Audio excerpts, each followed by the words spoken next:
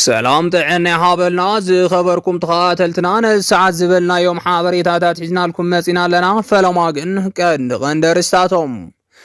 ኢትዮጵያ ወሪራትን ክትብል ኤርትራ ከም ዝኸሰሰት ሓቢሮም ኣብ ልዕሊ መራሕቲ ትግራይ ቀንጸላን ምፍጻም ኣብ ምድላው ዝነበሩ ልኡኻት ፌደራል ከም ዝተሓዙ ተገሊጾም ስነ ስርዓት ቀብሪ ኣቶ ኣገኘሁ ተሻገር ብዝምልከት ሰበር ዜና ከም ዝወፀ ተሓቢሮም ኣብ መንጎ መከላኸሊ ሰራዊት ኢትዮጵያ ብዝተፈጠረ ዕግርግር ኣዛዝ ሰራዊት ፌደራል ከም ዝተቐተለ ተገሊጾም ዝብሉን ካልኦትን ኣለውና ሕጂ ድማ ናብ ዝርዝሮም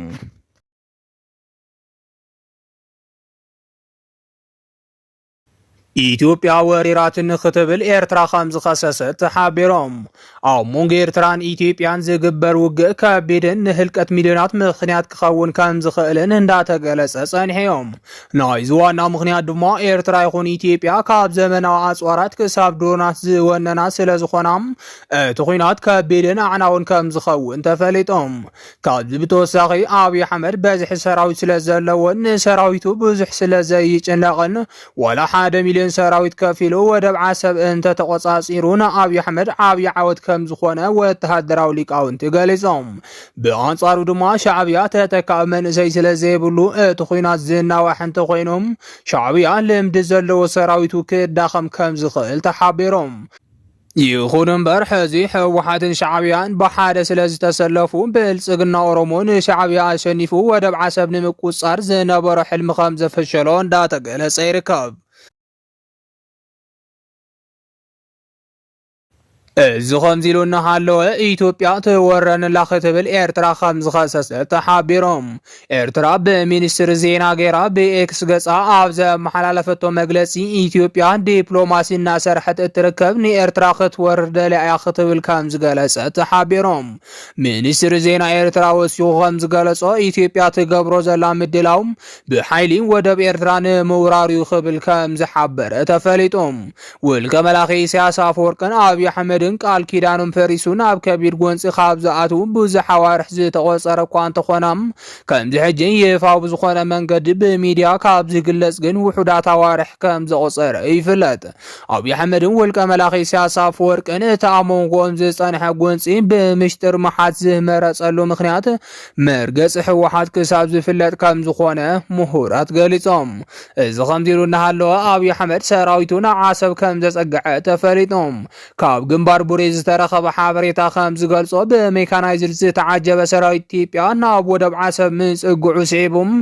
እቲ ክፍራሕ ዝጸንሐ ኩናት ከይጅመር ከቢድ ስግኣት ከም ዘሎ ዝረኸብናዮ ሓበሬታ የረድም ብተመሳሳሊ መንገዲ ሻዕብያ እውን ዝምክሐሎም ክፍለ ጦራት ፍሉይ ስልጠና ዝወሰዱ ኮማንዶን ብግንባር ዓሰብ ከም ዘሰለፈ ተገሊጾም እዚ ጀምር ዝብል ፊሽካ ጥራሕ ከም ዝቀረየ ዝንገረሉ ዘሎ ኩናት እንተተጀሚሩ ንትግራይ ብከቢድ ከም ዝጎድኣ እንዳተገለጸ ይርከብ ይኹን እምበር ንዓመታት ኣብ ዕፅዋን ክባን ዘላ ትግራይ ካብቲ ሕጂ ዘለቶ መከራ ዝኸፍአ ከም ዘየጋጥማን በቲ ኣጋጣሚ ተጠቒማ ግዝኣታ ከተምልስ ቅድመ ምድላዋት ከም ዘድልያን ተሓቢሮም ኣብ ልዕሊ መራሕቲ ትግራይ ቀንጸላን ምፍጻም ኣብ ምድላው ዝነበሩ ልኡኻት ፌደራል ከም ዝተተሓዙ ተሓቢሮም ብኣብይ ኣሕመድ ዝምራሕ ብልጽግና ኦሮሞ ትግራይ ንምክፋልን ህዝቢ ትግራይ ብሕድሕድ ጎንፂ ኣብ ከቢድ መከራ ክትነብር ንምግባርን ተልመውፅኡ ይሰርሕ ከም ዘሎ ክጽብጸብ ጸኒሖም ብልጽግና ኦሮሞ ትግራይ ንምክፋል ካብ ዝሰርሖም ዓበይቲ ስርሕታት ድማ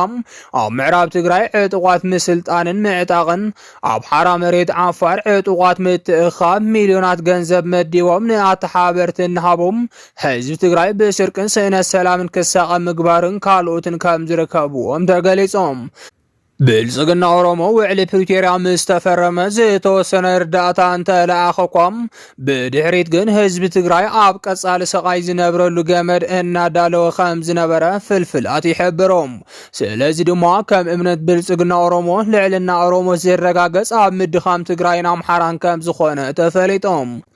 نزي سعيبو دما تግራይን ኣምሓራን ብኩለ መዳይን ክደቃ ብልጽግና ኦሮሞ ኣበርትዑ ይሰርሕ ከም ዘሎ ንምፍላጥ ተኻኢሎም ሕጂ ዝተረኸበ ሰበር ዜና ከም ዝሕብሮ ኣብ ልዕሊ መራሕቲ ትግራይ ቅንጸላ ንምፍጻም ኣብ ምድላው ዝነበሩ ልኡኻት ፌደራል ከም ዝተሓዙ ተሓቢሮም ካብ ፍልፍላትና ዝተረኸበ ሓበሬታ ከም ዝገልጾም ብልጽግና ኦሮሞ ናብ ትግራይ ኣካላት ስለያ ኢትዮጵያ ፌደራል ብምልኣኽ ከቢድ ክትትል ክገብር ከም ዝጸንሐ ተሓቢሮም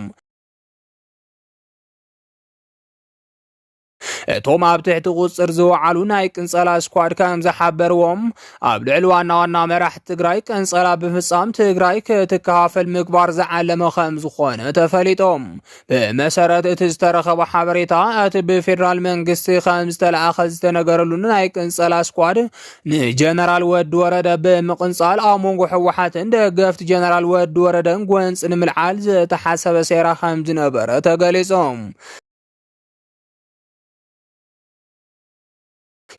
ይኹን እምበር ገና መጽናዕቲ እናሃለውን ተግባር እንተጀመሩን ምስ ሙሉእ መሳሪሖምን ማሓውሮምን ኣብ ትሕቲ ቁጽር ከም ዝወዓሉ ተሓቢሮም እዞም ትግራይ ናብ ሓድሽ ጎንፅን ዕግርግርን ንምቕያር ተልእኾ ሒዞም ናብ ትግራይ ዝኣተው ልኡኻት ሕጂ ኣብ ትሕቲ ቁጽር ውዒሎም ምርመራ ይግበረሎም ከም ዘሎ ዝረኸብናዮ ሓበሬታ ይረድም ኣብዚ ሕጂ እዋን ኣብ ትግራይ ሰላምን ጸጥታን ንምስፋን ይስራሕ ስለ ዘሎ እዚ ድማ ንብልጽግና ኦሮሞ ከም ዘደንገጾ ተፈሊጦም ካብ ፍልፍላትና ዝተረኸበ ሓበሬታ ከም ዝገልጾ ጀነራል ወዲ ወረደ ኣንጻር ሕወሓት ክኸውን እኳ እንተተባሃለም ጀነራል ወዲ ወረደ ግን ምስ መራሕቲ ሕወሓት ተስማዕሚዑ ይሰርሕ ስለ ዘሎ ንብልጽግና ኦሮሞ ከቢድ ጭንቀት ከም ዝፈጠረሎም እንዳተገለጸ ይርከብ ሕጂ ድማ ዓለም ገብረ ዋህድ እውን ስልጣን መሓዝ ስዒቡ ብልጽግና ኦሮሞ ኣብ ትግራይ ዘርጊሕዎ ዝነበረ ሰንሰለት ይብጠስ ከም ዘሎ ይፋዊ ዝኾነ መንገዲ ከም ዝተረድአ ተፈሊጦም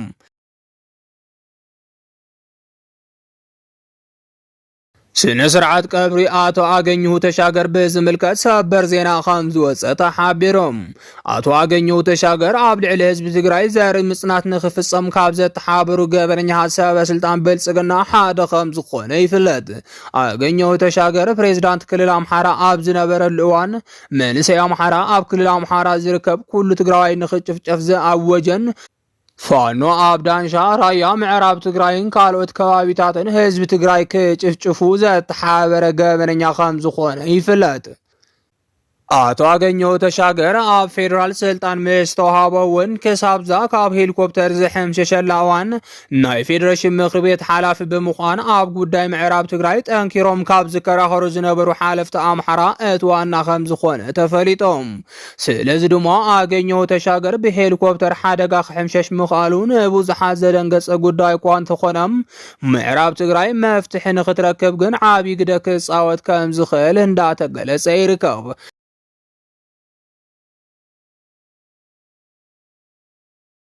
ሓደ ፍልፍላት ሒዞኖ ዝወፀ ሓበሬታ ከም ዘመላኽቶም እቲ ምሕምሻሽ ሄሊኮፕተር ሓደጋ እንተይኮነስ ኮነ ተባሂሉ ዝተገበረ ክኸውን ከም ዝኽእል ገሊጾም እዞም ምሁራት ወሲኾም ከም ዝገለጽዎ ኣብይ ኣሕመድ መገልገልቱ ጸንሑ ሰበስልጣናት ኣድለይቲ ኣብ ዘይኮኑሉ ግዜም ካብዚ ዓለም ክሰናበቱ ዝገብር ምዃኑ ጀነራል ሰዓረ መኮነንን ነበር ሰበስልጣን ኣምሓራ ምርኣይ እኹል ከም ዝኾነ ተሓቢሮም ስለዚ ድማ ኣብይ ኣሕመድ ምዕራብ ትግራይ ንምምላስን ምስ ሕወሓት ምትዕራቕን እንተደልዮም እንቅፋት ዝኾንዎ ሰበስልጣናት ከኣልዮም ከም ዝኽእልን አገኘሁ ተሻገር እውን ሓደ ካብኣቶም ክኸውን ከም ዝኽእልን እንዳተገለጸ ይርከብ እዚ ከምዚ ኢሉ እናሃለወ ስነ ስርዓት ቀብሪ አቶ አገኘሁ ተሻገር ብዝምልከት ሰበር ዜና ከም ዝወፀ ተሓቢሮም አገኘሁ ተሻገር እታ ሒዛቶ ዝነበረት ሄሊኮፕተር ካብ እትወድቕ ኣትሒዞም ኣካላቱ ለሚሱ ልዑል ናይ ሕክምና ክትትል እናተገበረሉ ከም ዝጸንሐ ክጽብጽብ ጸኒሖም ሕጂ ዝወፀ ሓበሬታ ከም ዝገልጾ ድማ አገኘሁ ተሻገር ካብዚ ዓለም ከም ዝተፈለየ ይገልጽ ኣሎም እቲ ዝተረኸበ ሓበሬታ ወሲኹ ሞት አገኘሁ ተሻገር ንግዚኡ ብምሽጥር እኳ ተታሒዙ እንተሃለዎም ምሽጥራዊ ዝኾነ መንገዲ ግን ናይ ቀብሪ ስነ ስርዓት ንምፍጻም ስራሕቲ ይሰርሑ ከም ዘለዉ ተሓቢሮም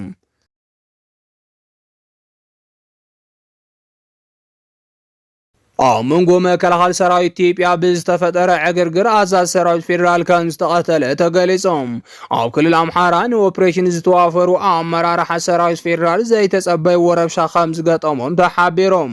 ከም ዝፍለጥ ብርሃኑ ጁላ ዝመርሖ ሰራዊት ናብ ክልል ኣምሓራ ካብታት ጎጃም ከም ዝተዋፈረ ክግለጽ ጸኒሖም እዚ ብፍሉይ ተልእኾ ኣብቲ ከባቢ ዝተዋፈረ ሰራዊት ድማ ካብ ሕድሕድ እዝታት ሰራዊት ኢትዮጵያ ተዋፂኦም ንመንግስቲ ብልጽግና ተኣመንቲ ዝኾኑ ወታደራት ምዃኖም ይሕብራሎም በዚ መሰረት እውን ብቐጥታ ትእዛዝ ብርሃኑ ጁላ ከም ዝምርሑ እንዳተሓበረ ይርከብ ይኹን እምበር ሎም ዝወፀ ካልእ ሓበሬታ ከም ዘመላኽቶ እዞም ተኣመንቲ መንግስቲ ብልጽግና ኮይኖም ንፍሉይ ተልእኾ ናብ ጎጃም ዝኸዱ ኣመራርሓም ሎሚ ነንባዕሎም ተኹሲ ከም ዝኸፈቱ ተገሊጹሎም ናይዚ ተኹሲ ዋና ምኽንያት ድማ ነቲ ኦፕሬሽን ዘይድግፉ ኣመራርሓ እቲ ሰራዊት ከም ዝተረኸቡ ምቅልሑ ስዒበዮም በዚ መሰረት እውን ኣብ ከባቢ መራዊ ዝበሃል ቦታ ኣብ ማዓስከሮም ከለው ዝፈጠርዎ ዕግርግር ብዙሓት ኣባላት እቲ ሰራዊት ተቐቲሎም ኣለው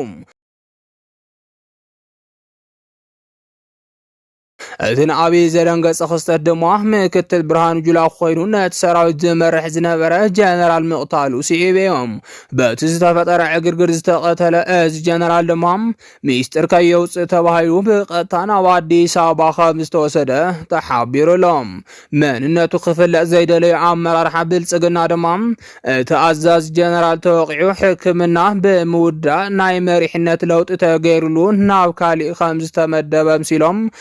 ነቶም ሰራዊት ከም ዝሓበሩሎም ተገሊጾም እቲ ሓቂ ግን እዚ ሽሙ ዘይተጠቐሰ ኣብ ትሕቲ ብርሃኑ ጁላ ኮይኑ ሰራዊቱ ዝመርሕ ዝነበረ ኣዛዝ ጀነራል ኢትዮጵያ